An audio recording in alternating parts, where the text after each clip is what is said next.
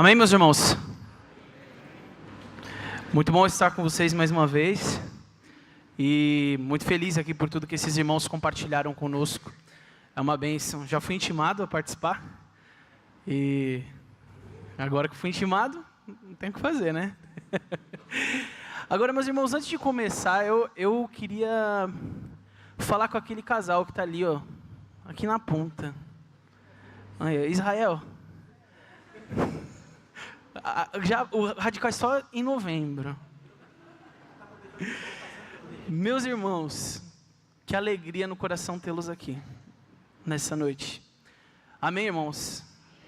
Essa igreja orou pela vida de vocês. Sei que o pastor Maurício não está aqui para falar isso, mas nós estamos aqui, todos estamos aqui para agradecer a Deus pela vida de vocês, por vocês estarem aqui na noite de hoje. O nosso coração, ele se alegra grandemente. Nós oramos por vocês e nós cremos que o Senhor colocou a mão dele sobre a vida de vocês.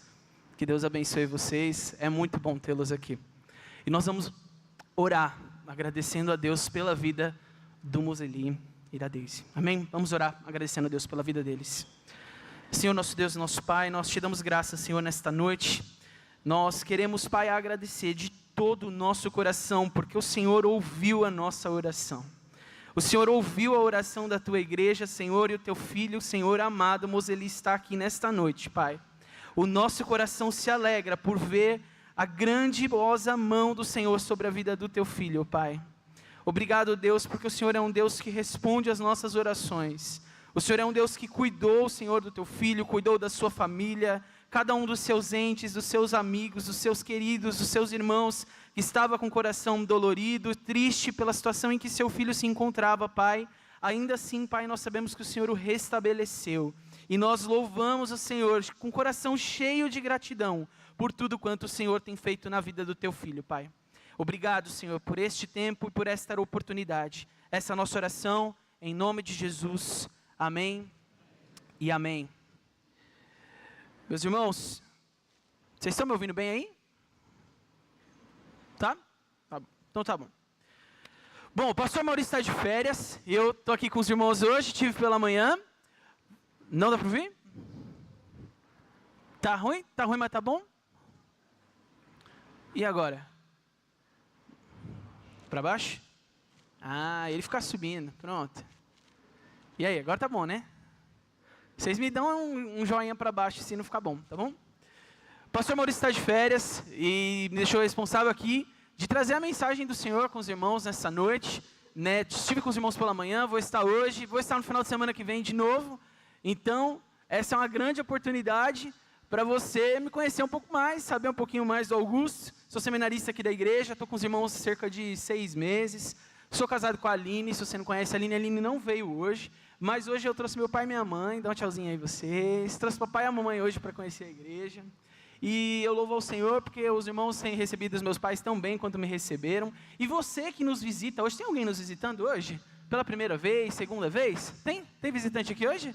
Dá um tchauzinho aí pra gente. Olha que bênção. Muito bom receber vocês aqui na casa do Senhor. Sintam-se à vontade conosco para estar sempre com a gente. Amém? Então, muito feliz aqui de estar mais uma vez com os irmãos. Que esse tempo seja um tempo de aprendizado, que nós possamos ouvir e receber da parte do Senhor. Amém? Nós vamos orar mais uma vez, dessa vez pela mensagem de Deus. Feche os teus olhos, nós vamos falar com o Senhor. Pai, nós te damos graças, Senhor, nesta noite. Nós agradecemos a Ti, Senhor, porque nós sabemos que desde o começo deste culto, Teu Espírito Santo esteve presente aqui. E nós sabemos que durante todo o desenrolar, Senhor, deste culto, nós ainda continuaremos sentindo a Tua presença, sentindo o Teu Espírito Santo passeando aqui na Tua igreja, porque nós sabemos, Pai, nós sabemos que o Senhor é um Deus presente e que o Senhor está aqui agora sondando os nossos corações. E nós pedimos que neste momento, Senhor, o Senhor possa nos visitar de tal forma que nós possamos ter a nossa atenção focada na Tua palavra, que nós possamos ouvir e aprender aquilo que o Teu Espírito tem para cada um de nós nesta noite. Que seja uma noite de transformação, uma noite de renovo, uma noite, Pai, onde nós possamos ver e compreender o quanto o Senhor nos ama, o quanto o Senhor nos quer bem. Esta é a nossa oração em nome de Jesus Cristo. Amém e amém. Meu querido irmão, vamos aqui. Eu estive com os irmãos aqui em algumas oportunidades, né? Sempre que eu tenho oportunidade, estou aqui com os irmãos. E comecei a trabalhar com os irmãos algumas mensagens. A primeira delas foi uma série sobre os dons, né? E aqui a gente está falando dons, aqui os maiores dons, né? Não os dons espirituais ali, mas aqueles dons grandiosos que Deus dá a cada um de seus filhos, que é a fé, a esperança e o amor. Que a gente viu isso lá em 1 Coríntios 13, 13. Você está lembrado? Você estava aqui em alguma dessas mensagens? Dá um tchauzinho assim para eu ver. Tem bastante gente que ouviu essas mensagens.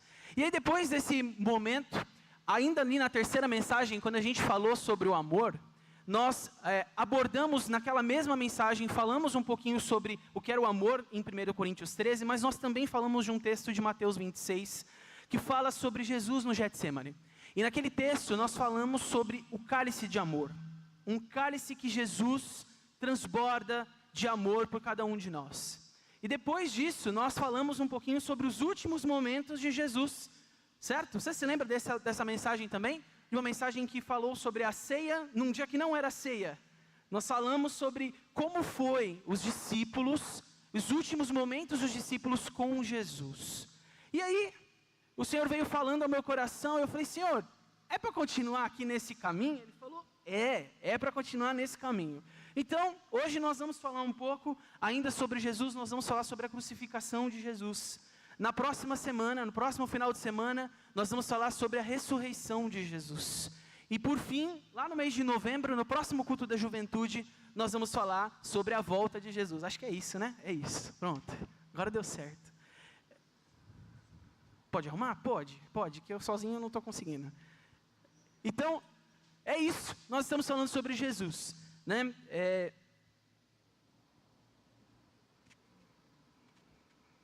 Amém. Amém? Amém? Ai, amém. Que aqui estava difícil aqui, tá? Amém. Então, agora sumiu aqui, gente. O que é isso? É para ter calma. Vou ter calma, estou calmo. Então, nós falamos sobre Jesus e vamos continuar falando sobre Jesus. Amém? A igreja do Senhor tem que falar de Jesus. Voltou. E hoje nós vamos falar sobre Jesus num texto extremamente importante que se encontra no Evangelho de Lucas, no capítulo 23. No capítulo 23 de Lucas, a gente vai ler esses versos do 32 ao 43. E é claro que falar sobre Jesus, eu precisaria talvez de alguns anos de mensagem para falar sobre Jesus. Não tem como eu falar de Jesus aqui só 5 mensagens, falar, acabou a série sobre Jesus.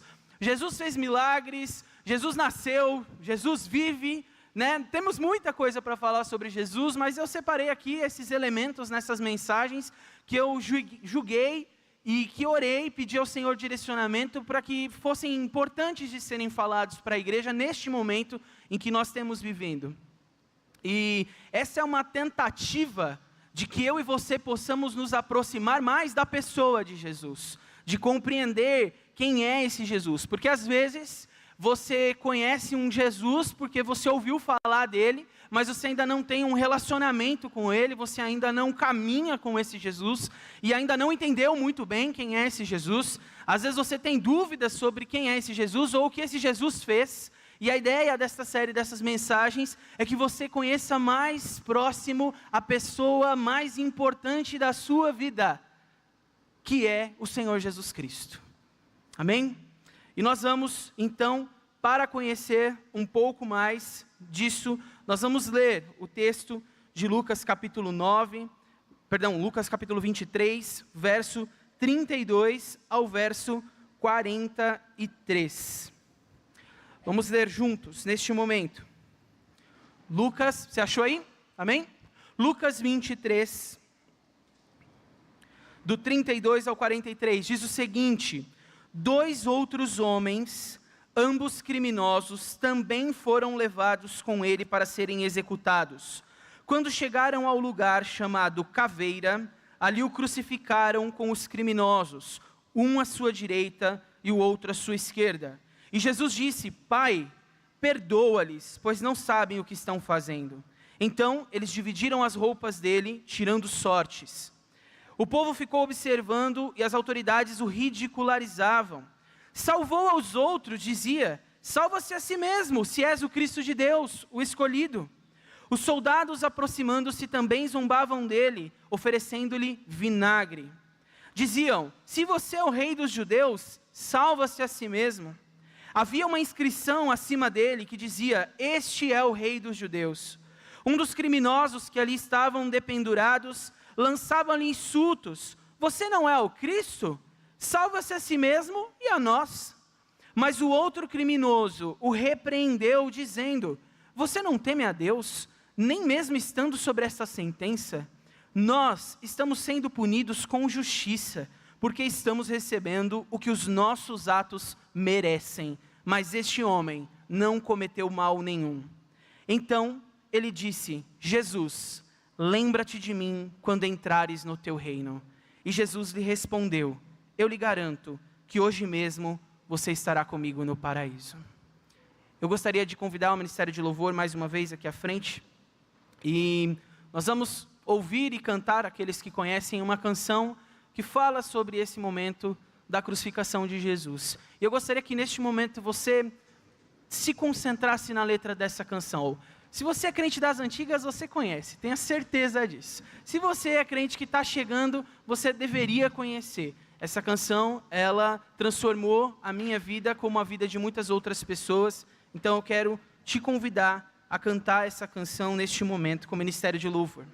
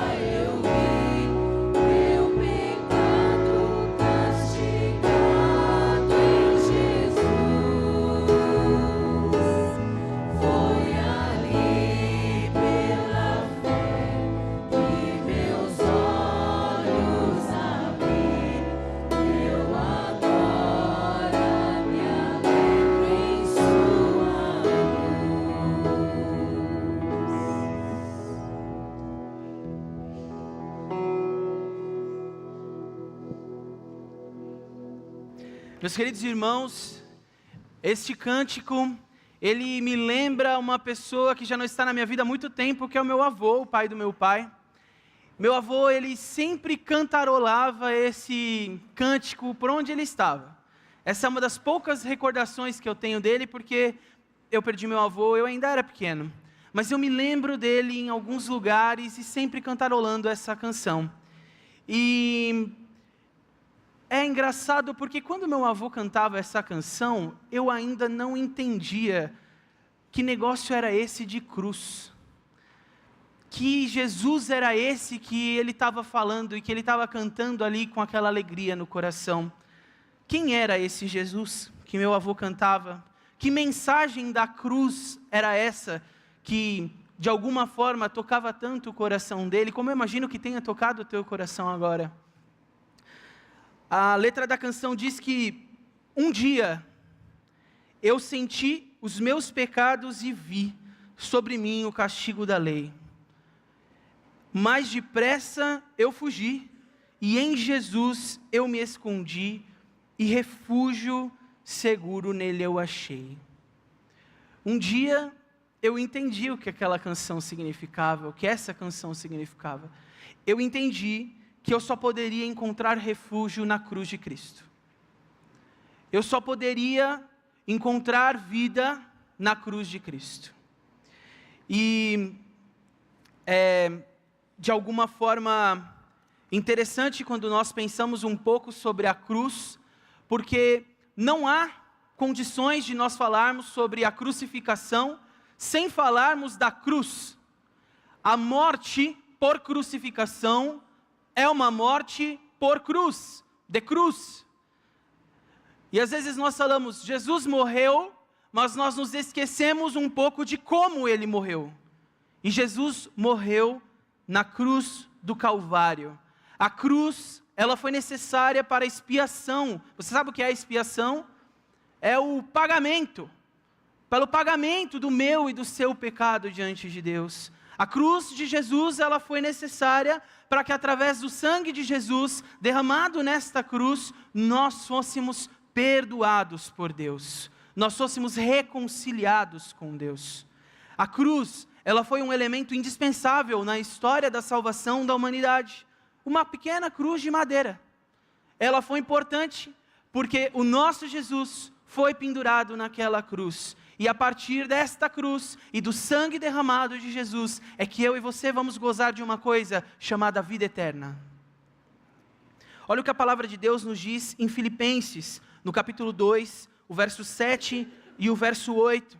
Ela diz, mas esvaziou-se a si mesmo, tomando a forma de servo, fazendo-se semelhante aos homens, e achado na forma de homem, humilhou-se a si mesmo, sendo obediente até a morte, e morte de cruz.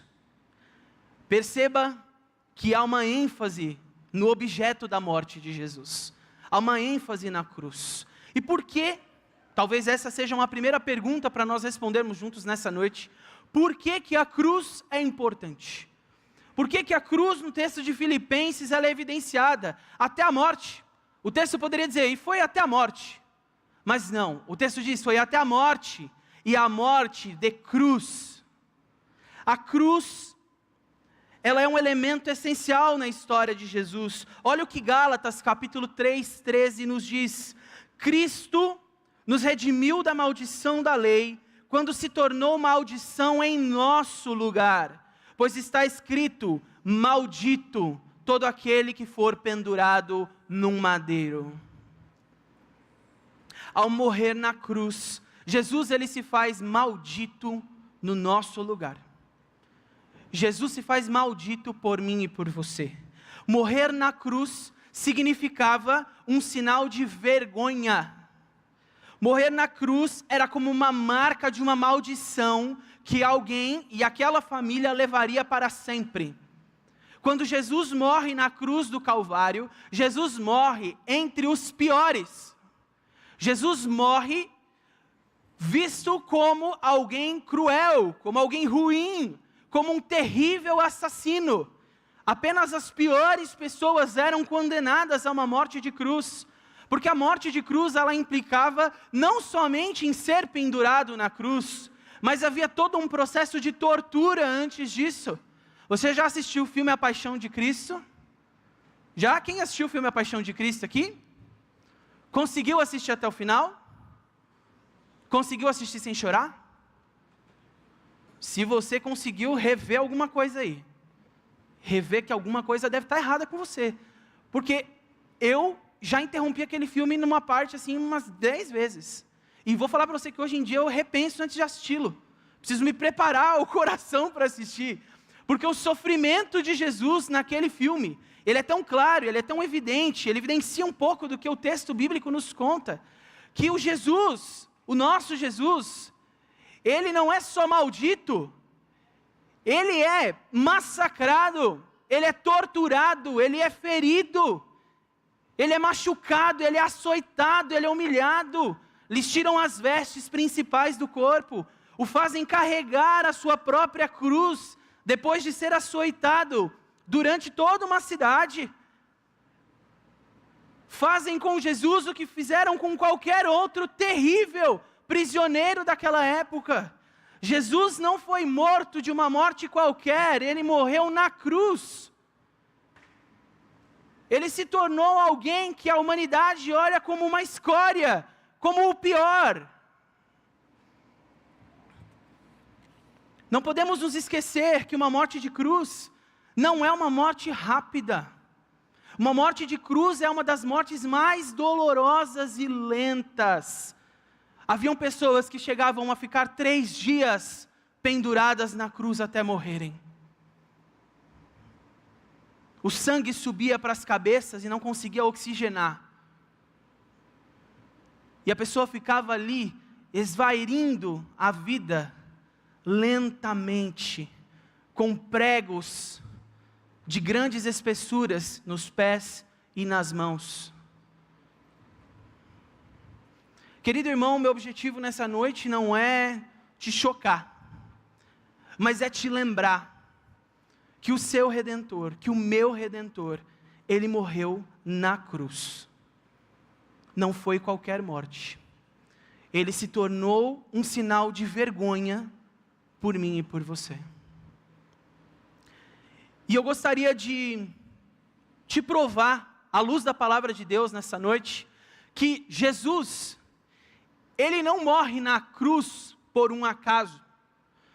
Jesus não morre na cruz, e Jesus não morre por mim e por você, de repente.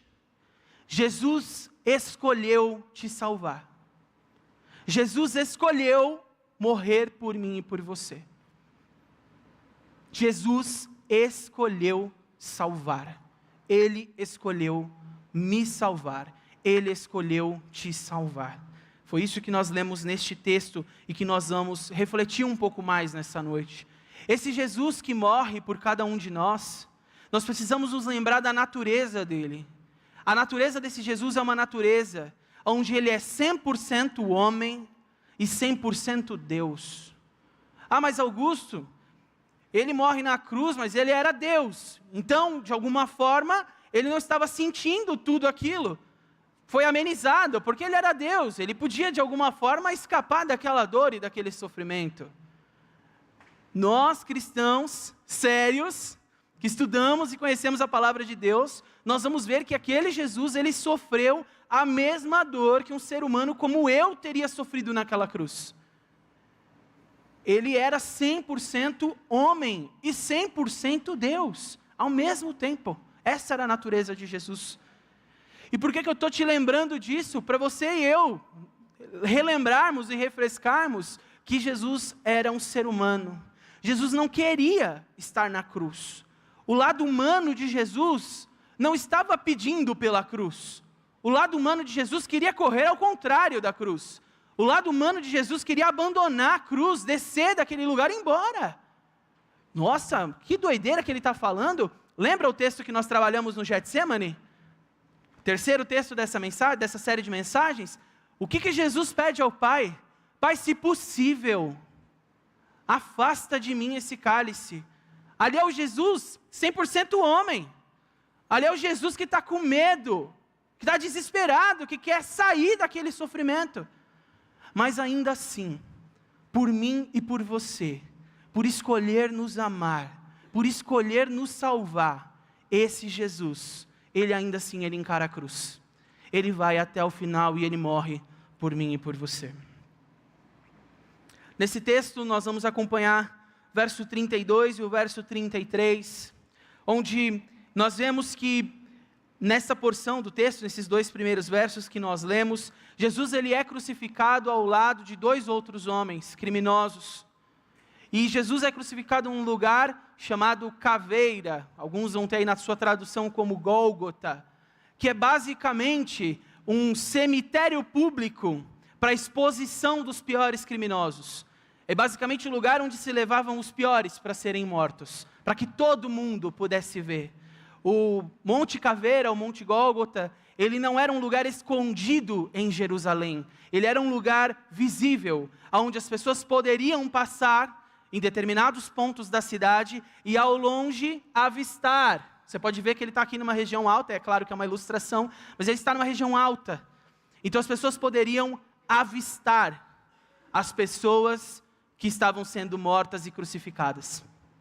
E esse texto fala que o nosso Jesus, ele foi levado para esse lugar com 2 outras pessoas, um à sua direita e o outro à sua esquerda. E aqui nesta noite, meu querido, eu gostaria de te provar, como eu te disse, de convidar a entender comigo nesse texto, de que o motivo pelo qual Jesus escolheu te salvar e me salvar. E eu gostaria de dividir isso em 3 motivos nesta noite. 3 motivos pelos quais Jesus não foi egoísta e não desceu da cruz. Jesus não desistiu de morrer por mim e por você, porque Jesus continuou. E isso baseado neste texto, no verso 34, que diz: Jesus está dizendo: Pai, perdoa-lhes, pois não sabem o que estão fazendo. Esse Jesus, neste momento, já está na cruz do Calvário, e ele decide interceder ao Pai pelos outros, e não por si próprio. Durante aquele momento de dor, onde Jesus estava pendurado, com dores insuportáveis, como nós acabamos de falar, que era uma morte de cruz, ainda assim, Jesus intercede pelos outros. Ele não intercede por si próprio. Pense comigo, na cultura do Antigo Testamento, nós temos diversos exemplos, eu vou te convidar para abrir a sua Bíblia, em exemplos de profetas e outros homens de Deus, que quando passaram por situações de adversidade, também fizeram orações, bem diferentes da oração de Jesus. Vamos abrir a nossa Bíblia em Jeremias. Jeremias, no capítulo 15. Jeremias 15. Nós vamos ler 4 versículos de Jeremias, e são 4 orações diferentes de Jeremias. Em todas elas, eu gostaria que você prestasse atenção no tom da oração de Jeremias. 15. Tu me conheces, Senhor, lembra-te de mim, vem em meu auxílio e vinga-me dos meus perseguidores, que pela tua paciência para com eles, eu não seja eliminado. Sabes que eu sofro por afronta por tua causa. Jeremias pede para que ele seja vingado, porque ele está sofrendo em nome de Deus. Avança mais um pouco. Jeremias ainda, 17:18 agora. 17:18. Segunda vez que Jeremias está orando. Que os meus perseguidores sejam humilhados, mas não eu. Que eles sejam aterrorizados, mas não eu. Traze sobre eles o dia da desgraça. Destrói-os com a tua destruição dobrada. Tem mais. Vamos ler mais um texto. Avança mais um pouquinho. Jeremias agora, no 18:23. Mas tu conheces, ó Senhor, todas as suas conspirações para me matarem. Não perdoe os seus crimes, nem apagues diante da tua vista os seus pecados. Sejam eles derrubados diante de ti. age com eles com a tua ira. E o último texto de Jeremias 20:12. Jeremias 20:12. Ó Senhor dos exércitos, tu que examinas o justo e vês o coração e a mente, deixa-me ver a tua vingança sobre eles, pois a ti eu expus a minha causa. Você vai falar assim, mas Jeremias estava num dia ruim. Jeremias, né? Só o Jeremias que orou reclamando, que declamou reclamações, pedindo vingança, pedindo, né, questionamento? Não foi só Jeremias. Vamos para Salmo 137. Salmo 137. O salmista, que aqui nós não sabemos quem é o autor desse salmo, Salmo 137, nos versos 7 a 9, o salmista, ele escreve enquanto ele está no cativeiro babilônico, e ele está com saudade de Jerusalém, está com saudade da terra dele, e aí, olha o que o salmista que diz no verso 7, 8 e 9, do Salmo 137, lembra-te, Senhor, dos edomitas, e do que fizeram, quando Jerusalém foi destruída, pois gritavam, arrasem-na até os alicerces, ó cidade de Babilônia, destinada à destruição, feliz aquele que lhe retribuir o mal que você nos fez, feliz aquele que pegar os seus filhos e os despedaçar contra a rocha. Essa é a oração do homem de Deus. Mas quando eu vou com você, junto, para o texto que nós acabamos de ler, de Lucas, eu vejo um Jesus que ele não ora pedindo vingança. Ele não ora pedindo para Deus arrasar com todo mundo. Ele não ora pedindo para Deus, deixa eu ver o sofrimento deles, eu quero ver o caos, eu quero ver eles pagarem o que eles estão fazendo comigo. Essa não é a oração de Jesus. A oração de Jesus é uma oração que pede por esses que machucam ele, que intercede por aqueles que o fazem mal. E aí, querido, não tem como a gente não pensar nas nossas próprias vidas. Não tem como a gente não olhar para o nosso próprio coração e para a nossa própria conduta e pensar um pouco se às vezes nas nossas orações nós não temos feito orações por vingança, orações que de alguma forma elas querem algo, que Deus faça algo para a gente, que vai de alguma forma nos deixar numa posição melhor, numa posição onde a gente vai estar melhor que os outros. Não, Augusto, a gente não faz isso de forma alguma. A gente jamais faria isso. Não, a gente não faria. O que a gente faz, por exemplo, é entrar no ônibus de manhã para ir trabalhar e ver uma pessoa com deficiência e sentar rapidinho para ela não sentar naquele lugar. Porque, afinal de contas, eu estou muito cansado. Né? E a gente não ora por vingança. Mas, no metrô, quem pegou aqui o metrô a Sé? Quem gosta da Sé? Alguém gosta da Sé?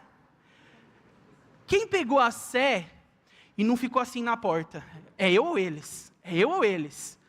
Eles vão ser arrasados, porque eu vou sentar. Hoje eu vou sentado. Deus vai me justificar.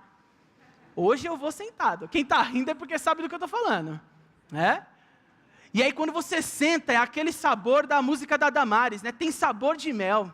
Quem te viu na prova e não te ajudou. Aí você olha, eu estou sentado. Mas a gente não ora por vingança. A gente não ora para benefício próprio, certo? É interessante pensar que o nosso Jesus, ele ora por aqueles que o fazem mal. Ele intercede por aqueles que colocaram ele na cruz. Você conseguiria orar e pedir a Deus por alguém que está fazendo mal para você?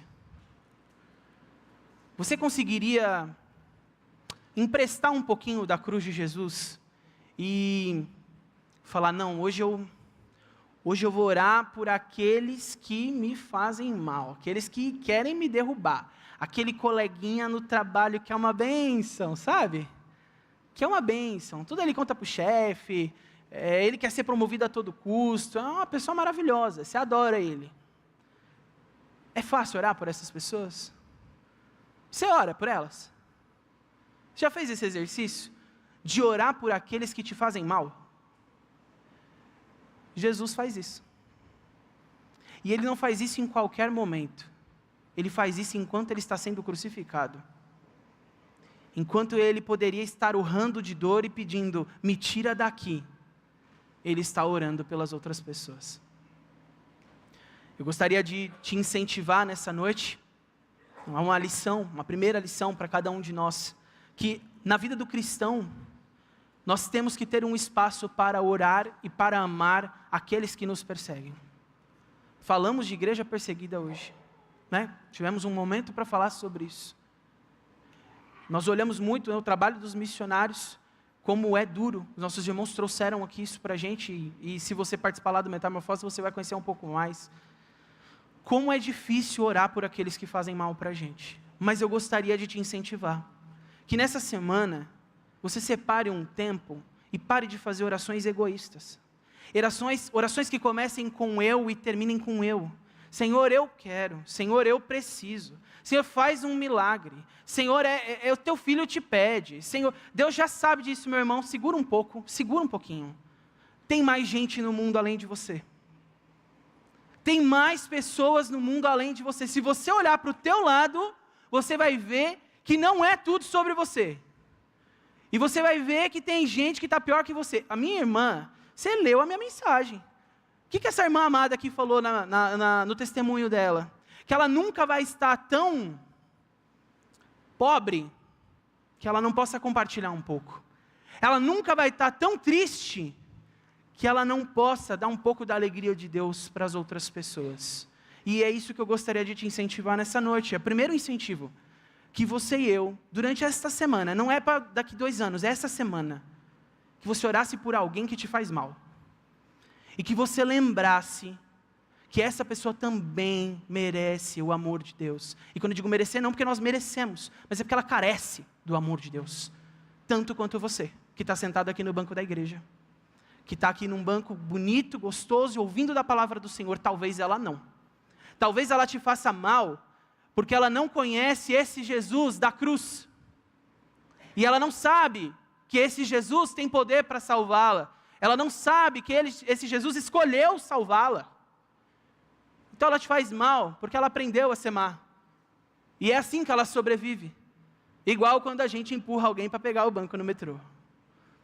Nós não somos diferentes dessas pessoas. Não se engane. Não se engane, meu irmão. Eu e você, nós não somos melhor do que as pessoas que estão ao nosso lado. Nós somos filhos que carecem da misericórdia de Deus e agradecemos a esse Senhor porque Ele escolheu nos salvar.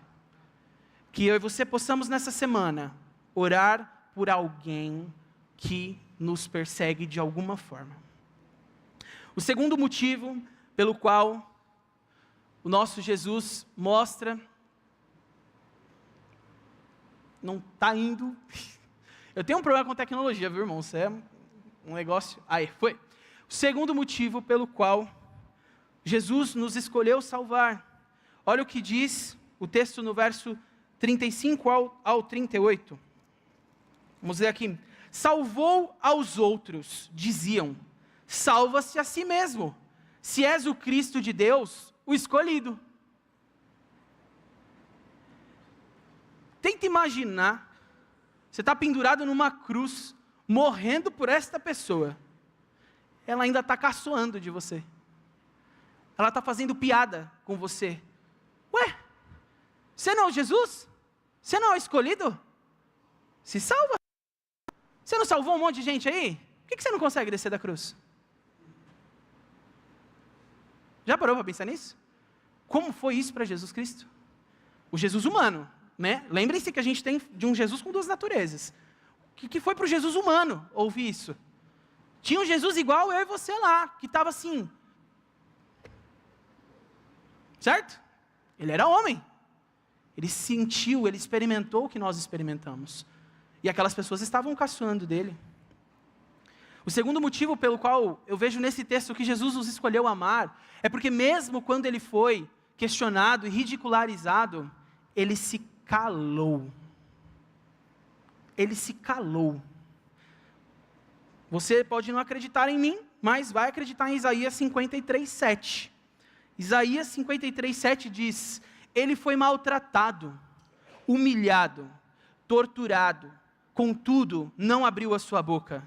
Agiu como um cordeiro levado ao matadouro, como uma ovelha que permanece muda na presença dos seus tosquiadores. Ele não expressou nenhuma palavra. O nosso Jesus, ele não abriu a boca enquanto aqueles homens humilhavam ele e o torturavam. Enquanto eles duvidavam da divindade dele, enquanto eles duvidavam da sua autoridade, do seu poder, enquanto eles criavam uma placa e colocavam, ironicamente, salve o rei dos judeus. Enquanto ele tinha sede, eles ofereciam vinagre. Em todos esses momentos, este Jesus, ele não abriu a sua boca. E se você se lembrar, se é um crente que gosta de ler a Bíblia, você já deve ter lido a tentação de Jesus, certo? Mateus 4 e Lucas 4. E você vai se lembrar de uma estrutura da fala, daquele diálogo entre Jesus e Satanás, que por 2 vezes, o Satanás fala assim para Jesus: se tu és o Filho de Deus, manda que esta pedra se transforme em pão. Se tu és o Filho de Deus, joga-te daqui. Você percebe que o que esses homens estão fazendo com Jesus é exatamente o que Satanás fez na tentação? Eles estão colocando Jesus à prova. Eles estão tentando de alguma forma capturar um pouquinho do Jesus humano, fazer esse Jesus pecar. Só que nós sabemos que o nosso Jesus não pecou. Nós sabemos que o nosso Jesus, ele ficou mudo. E ele não respondeu à pergunta dessas pessoas. Ele não deixou que aquela dúvida que eles estavam jogando sobre ele, de alguma forma, o intimidasse e o fizesse desistir do seu sacrifício na cruz, por mim e por você. Então, querido amigo, querido irmão, o nosso Jesus, ele ficou em silêncio diante de toda essa blasfêmia, enquanto aquelas pessoas o humilhavam. Mesmo ele sendo Deus, mesmo ele tendo todo o poder, mesmo ele tendo condições de dizimar todos aqueles que estavam ali com um estralar de dedos ou com uma ordem, e ele poderia fazer isso se ele quisesse, porque ele também era 100% Deus. Ele poderia fazer o que ele quisesse, mas esse Jesus, ele não faz isso. Ele se cala. E mais uma vez a gente precisa olhar para dentro da gente e refletir quanto a isso, quanto a esse comportamento de Jesus. Por quantas e quantas vezes eu e você não perdemos a razão porque não conseguimos calar a boca, fechar a boca, ficar em silêncio. Eu não faço isso. Talvez esteja você dizendo dentro de si mesmo. Vou dar mais alguns exemplos para te ajudar a pensar sobre isso. Tudo bem? Talvez você já tenha dito ou pensado, ou você até conhece uma pessoa que faz isso. Ah, ele não sabe com quem ele está falando. Já ouviu essa frase? Já falou essa frase? Deixa fulano comigo, ele que me paga. Aqui se faz, aqui se paga. Certo? É isso que a gente faz muitas vezes diante das coisas, né, das dificuldades que nós enfrentamos nas nossas vidas, das coisas que as pessoas muitas vezes fazem para nós. Quantas e quantas vezes nós não abrimos a nossa boca para proferir uma palavra torpe, porque nós batemos o dedinho na quina da mesa. Eu sei que isso não acontece aqui, só em outros lugares, mas é bom relembrar. É bom relembrar. Quantas vezes nós não falamos palavras que ferem, palavras que machucam, palavras que vão destruir a vida das pessoas que nós amamos e que estão ao nosso redor, porque nós não conseguimos nos calar, porque nós não conseguimos fazer o que Jesus fez diante de uma acusação, diante de algo que de alguma forma nos espreme. Então, quando nós somos espremidos por alguma coisa, quando nós somos apertados de alguma forma, nós precisamos falar, nós precisamos botar para fora aquilo. Só que nós temos como exemplo na palavra de Deus o nosso Jesus. O nosso Jesus que não falou absolutamente nada. Ele poderia ter dito, vocês não sabem, vocês estão mexendo com o ungido do Senhor. Você já ouviu algum crente dizer essa frase? Cuidado com quem você mexe, eu sou ungido do Senhor. Nós de alguma forma nos apropriamos de uma fala e de um comportamento muitas vezes de querer revidar, quando nós conhecemos a um Jesus que fica emudecido, de um Jesus que não fala mais nada. Querido amigo, querido irmão, eu gostaria de te encorajar, nesse segundo ponto, a não usar mais as expressões que nós comentamos aqui, como, eles vão pagar, o que é dele está guardado. Tira isso da tua vida. Tira isso da sua vida. Você como um servo de Deus, e eu como um servo de Deus, nós precisamos ser humildes como o nosso Jesus. Nós precisamos sim, engolir o desaforo e levar para casa. Precisamos. Às vezes você vai querer ter razão. Você não quis ser crente?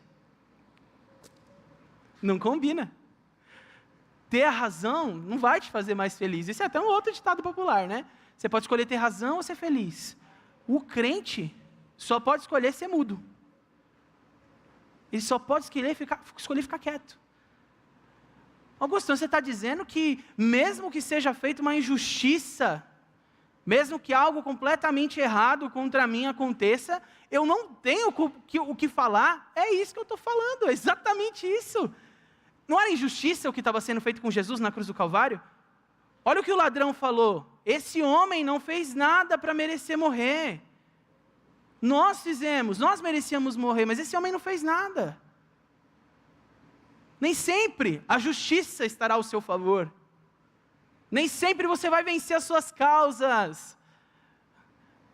Nós temos visto uma corrente muito grande no meio evangélico, cuidado evangélicos, que diz que você sempre será justificado, você sempre será o vencedor, sempre vai ter uma palavra que vai sair de algum lugar e que vai dar certo, e que você vai ganhar, e que você vai conseguir. Mentira!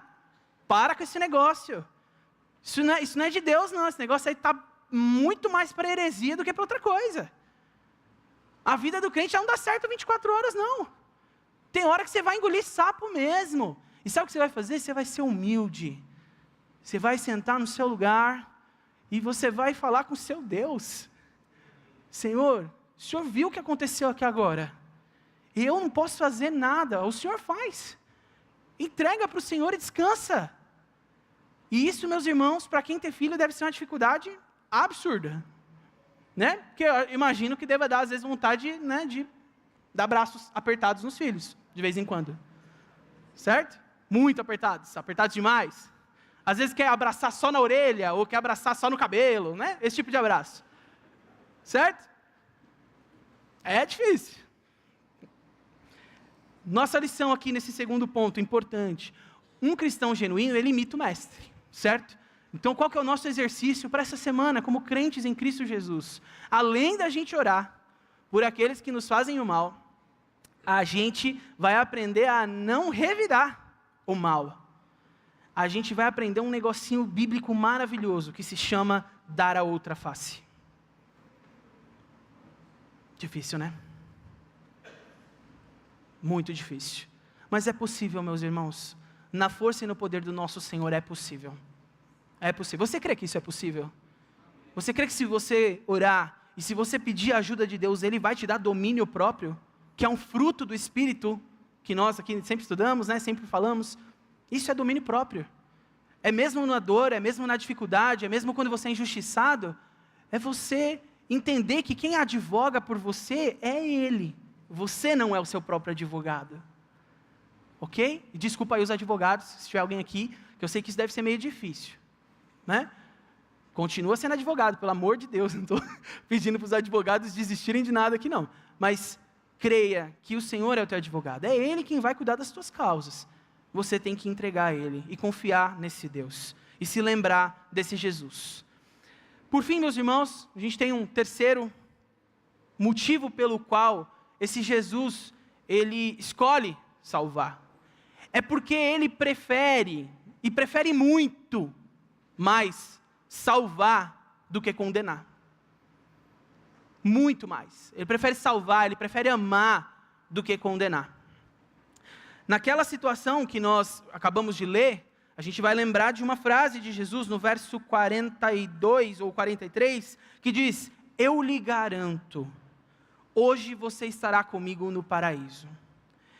Então vamos relembrar aqui que haviam dois ladrões, dois criminosos naquela situação, um à direita e um à esquerda, e os dois têm comportamentos completamente diferentes em relação a Jesus. O primeiro daqueles ladrões, ele vai, no verso 39, ele vai usar o mesmo sistema da acusação ali dos acusadores e de Satanás. Você não é o Cristo? Então salva a si mesmo e a nós também. Ele vai usar esse mesmo esquema da acusação, porque ele não acredita naquele Jesus.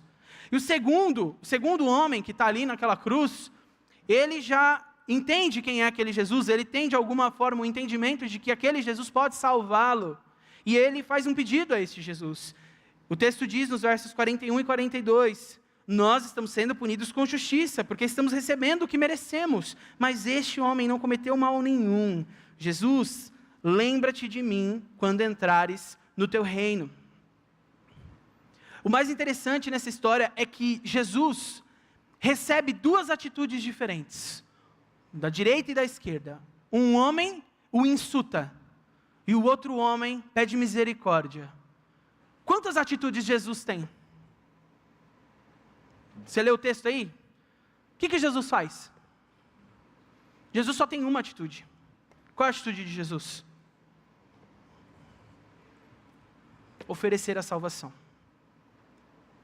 Um insulta e o outro pede misericórdia. Jesus vai e oferece misericórdia. Jesus, ele não discute com o outro ladrão, com aquele que estava insultando ele. Ele não fala, você vai para o inferno, viu? Você não me aceitou, você vai para o inferno. Você vai pagar por ter zombado de mim, eu sou filho de Deus. Você está pensando o quê? Estou aqui na cruz morrendo por você. O que é isso? Não, Jesus não tem esse comportamento. Jesus não está nem um pouco preocupado em responder a ele. Jesus não está nem um pouco preocupado em condenar aquele homem. E dizer, hoje mesmo tu estarás no paraíso, hoje mesmo tu estarás no inferno. Ele não faz isso. Porque a mensagem do nosso Jesus não é a mensagem do inferno. A mensagem do nosso Jesus é a mensagem da salvação. Hoje eu estava na sala com... Não lembro se foi com os jovens ou com os meus pais ou se foi ontem. Estou meio confuso. Mas eu sei que em algum momento... A gente que vive dentro da igreja, às vezes a gente não sabe que momento que foi. Mas foi na igreja, gente. A gente estava conversando e tal, e em algum momento a gente falou sobre aqueles... Foi na célula ontem.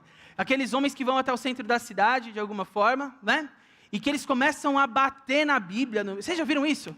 Começa a bater na Bíblia. Eis que a salvação está próxima e tal. Se você não se converter, você vai para o inferno. Você vai queimar. Alguns usam camiseta de inferno. Tem, às vezes é 2, 3, que vem batendo para assustar as pessoas mesmo e tal.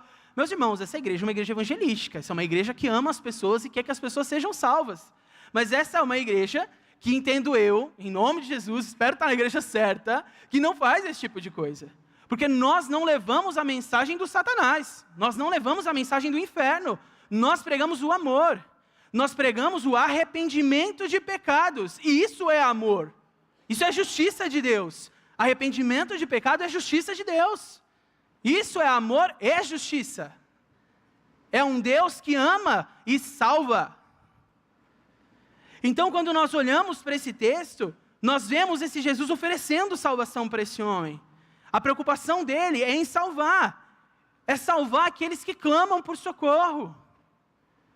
E eu vou confessar algo para os irmãos extremamente difícil de confessar. A primeira vez que eu li esse texto, dessa parte dos dois criminosos, eu era uma criança. E quando eu li, eu fiquei extremamente revoltado com esse texto. Extremamente revoltado. Eu falei, como assim, Jesus? Eu estou aqui a vida inteira na igreja, já li a Bíblia um monte de vezes, venho na IBD, dou o dízimo, faço tudo certinho. E que vou parar no mesmo paraíso que esse cara que acabou de...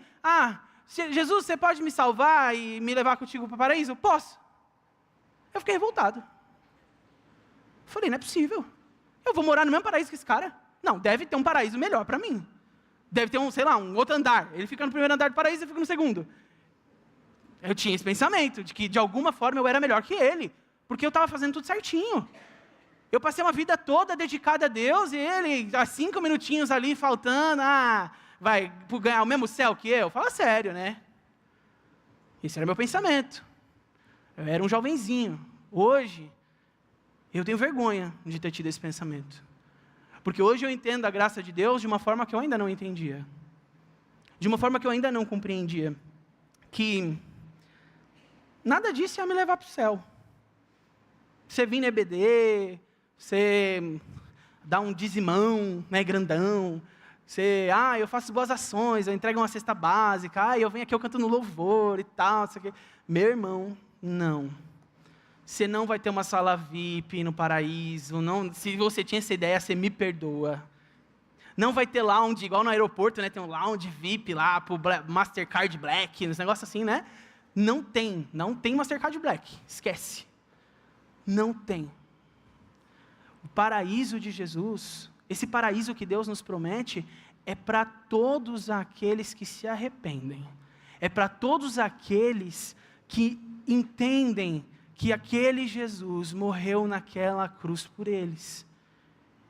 Que ele escolheu salvar aquela pessoa. E ela clama por misericórdia. Ela clama por misericórdia. Ela diz, Senhor, me leva para o paraíso. E ele leva essa pessoa para o paraíso. Ele leva você para o paraíso, ele vai me levar para o paraíso. Amém? Você vai morar no paraíso com Jesus? Amém? Você tem certeza disso? Que bom que você tem essa certeza. Graças a Deus. Graças a Deus. Só que algo importante para a gente refletir é que, por mais que eu tenha contado aqui, né, esse meu exemplo, esse meu caso,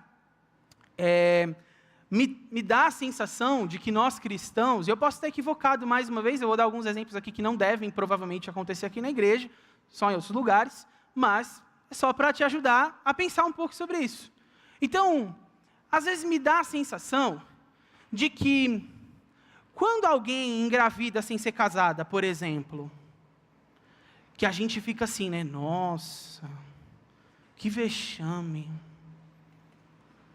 que horror, que coisa horrível, meu Deus, né? É uma coisa muito grave, muito sério.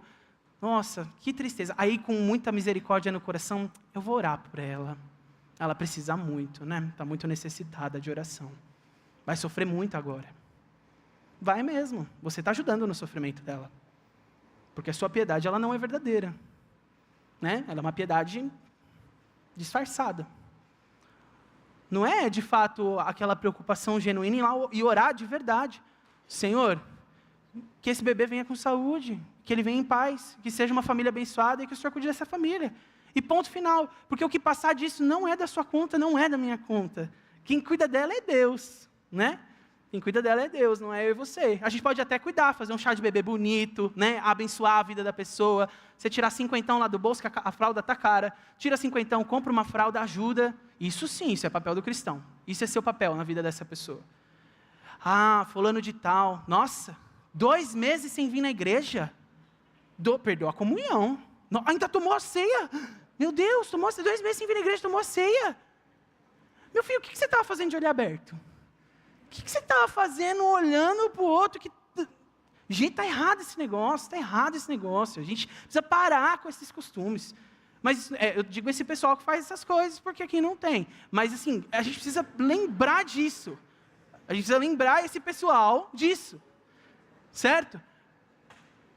A gente precisa lembrar que o nosso papel e o nosso dever é pregar a salvação de Jesus e não a condenação do inferno sobre a vida das pessoas. A mensagem de Jesus na cruz do Calvário é para salvar. Meu querido irmão, em nome de Jesus, nem eu, nem você temos condição de julgar ninguém. Nós não temos condição de achar que nós temos direito a uma sala VIP no paraíso, que nós vamos ter um acesso especial no paraíso, porque não temos. Nós não temos. Ele escolheu salvar. E o que eu e você podemos fazer? A mesma coisa. Nós podemos fazer a mesma coisa. Nós podemos orar por aqueles que nos perseguem, certo? Nós podemos orar por aqueles que nos perseguem. O que mais que a gente pode fazer? A gente ora, a gente pode dar outra face, certo? A gente pode dar outra face para aqueles que nos afrontam.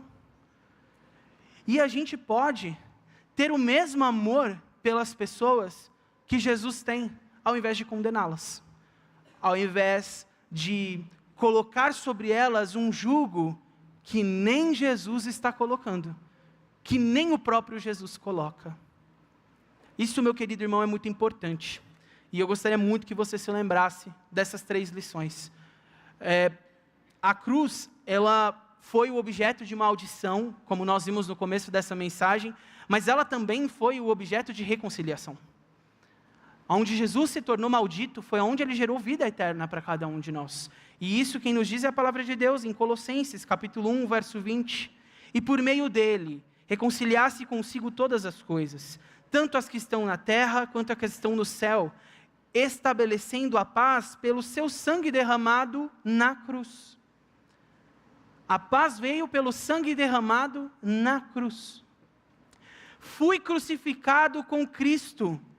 Assim já não sou eu quem vive, mas Cristo vive em mim. Gálatas 2:20. Irmãos, é temeroso falar este texto em voz alta. Fui crucificado com Cristo.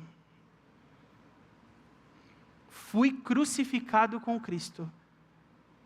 Para um segundo e pensa no que esse texto está dizendo. Agora, não sou eu mais quem vive, mas é Cristo que vive em mim. É Cristo quem vive em mim. Queridos irmãos, o nosso Jesus, quando estava para morrer por nós, e se você continuar lendo o Evangelho de Lucas, você vai descobrir nos próximos versículos que Jesus entrega a sua vida por nós. Ele poderia ter feito escolhas diferentes naquele processo de crucificação. Ele poderia ter escolhido a vingança, né? A oração da vingança que a gente viu dos profetas ali, aquela oração da revolta. Mas ele escolheu orar pelos seus inimigos. Ele poderia ter escolhido demonstrar todo o seu poder e toda a sua glória diante daqueles que o insultavam, mas ele se calou. E ele também poderia ter usado da justiça humana, de uma mensagem de condenação, mas ele escolheu salvar. Ele escolheu salvar a você. Ele escolheu salvar a mim. E ele escolheu salvar a humanidade. Eu espero, em nome de Cristo Jesus, que você se lembre disso durante os próximos dias, durante essa semana. Lembre-se do sofrimento de Jesus na cruz. Não foi qualquer morte, foi uma morte de cruz. Foi alguém que se fez maldito por você. Foi alguém que foi humilhado, envergonhado, e que mesmo passando por tudo isso, ele escolheu salvar. Ele escolheu nos salvar. E ele deixa mais um recado para nós encerrarmos. Em Lucas 9, 23, diz que se alguém quiser vir após mim, negue-se a si mesmo e tome a cada dia a sua cruz e siga-me. Que eu e você possamos ser seguidores de Jesus Cristo.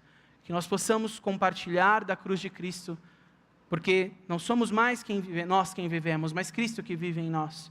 Que nós possamos levar a nossa cruz todos os dias. É isso que o texto diz. Tome a cada dia a sua cruz e siga-me. Você deseja seguir a Jesus? Se esse é o desejo do seu coração, eu te convido a fechar os seus olhos. Nós vamos orar mais uma vez e vamos entregar este momento. Se você é alguém que já entendeu essa questão da salvação e que está muito claro no teu coração, você ouviu essa mensagem e você está convicto e certeiro de que você vai morar um dia nesse paraíso com esse Jesus, esse momento não é para você. você vai orar agora pelas pessoas que talvez não tenham essa convicção. E se você entrou nesta igreja, nesta noite, e você ainda não tem esta convicção, você ainda não tem certeza de que Jesus Cristo está olhando para você neste momento e está te dizendo: hoje mesmo você estará comigo no paraíso. Esta oração é para você. Este momento é um momento para você ter um particular com Deus, para que você possa encontrar este Senhor da cruz, este Senhor que foi alvejado, crucificado, maltratado, machucado e humilhado por amor a você. Ele poderia ter escolhido qualquer outro destino, mas Ele escolheu amar você. Ele escolheu morrer naquela cruz por mim e por você. E se você tem esse entendimento nesse momento, se você tem sentido o Espírito Santo de Deus tocar no seu coração neste momento, para que você tome uma decisão ao lado desse Jesus, para que você possa ser como aquele segundo criminoso que diz: Senhor, eu quero essa salvação, leva-me contigo para este paraíso do qual o Senhor tem falado. Se você é essa pessoa, eu quero te convidar a ficar de pé neste momento, para que nós possamos orar pela sua vida, para que você possa, diante de Deus e diante desta igreja, reconhecer que você necessita de Jesus Cristo na sua vida, o seu Salvador, aquele que escolheu te salvar. Se você tem este desejo no teu coração, eu te convido a ficar em pé neste momento, ou levantar uma das tuas mãos, para nós orarmos por você. Há alguém nesta noite que tem esse desejo no seu coração, que gostaria de entregar a sua vida a Jesus Cristo? Você gostaria de ser salvo por este Deus que está à sua disposição? Mesmo que você não tenha coragem de levantar a sua mão nesta noite, não há nenhum problema. Se você quiser ficar aí no oculto, quietinho, e não quiser compartilhar com a gente, não tem problema. Mas eu te convido agora a fechar os teus olhos e orar. Talvez você ainda nunca tenha feito isso. Talvez você não sabe fazer isso direito. Mas fecha os teus olhos nessa hora e eu vou orar junto com você. Senhor Jesus, nós agradecemos pela cruz. Nós agradecemos porque o Senhor escolheu nos salvar. Nós agradecemos porque o Senhor nos amou de tal forma que o Senhor poderia ter desistido da cruz, o Senhor poderia ter desistido da humanidade, de salvar a todos, mas o Senhor escolheu, Senhor, porque o Senhor nos ama. O Senhor sabia que nós precisávamos dessa salvação para sermos reconectados com Deus, para sermos mais uma vez próximos, amigos de Deus. Senhor, dentro dos nossos corações há um desejo grandioso de conhecer mais a Ti. Há um desejo grandioso, Senhor, de nós falarmos com o Senhor a cada dia e conhecermos e andarmos com o Senhor.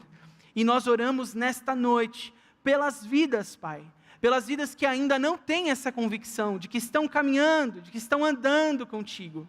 Que o Senhor possa agora, com o Teu Espírito Santo, Senhor, tocar nestes corações que de alguma forma, no seu íntimo, tomaram essa decisão ao Teu lado nessa noite. Nós pedimos que o Senhor faça aquilo que o Senhor desejar nessas vidas, através do Teu Espírito Santo. Os nossos olhos não necessitam ver, Senhor. Nós não precisamos de nada, nós não precisamos de nenhuma convicção, de nenhuma certeza.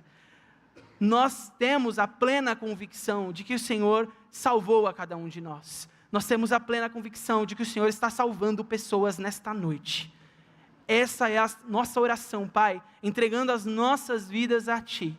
Talvez alguns de nós também não tenhamos mais a certeza dessa salvação pelo caminho. Que nesta noite nós possamos sair daqui com a convicção, Senhor, com a certeza de que há um paraíso, e de que se talvez nós sejamos um daqueles ladrões, um daqueles criminosos na cruz, o Senhor não está aqui para nos condenar, o Senhor não está aqui para nos ameaçar com o inferno, o Senhor está aqui para nos salvar, o Senhor está aqui para nos levar para morar com o Senhor eternamente.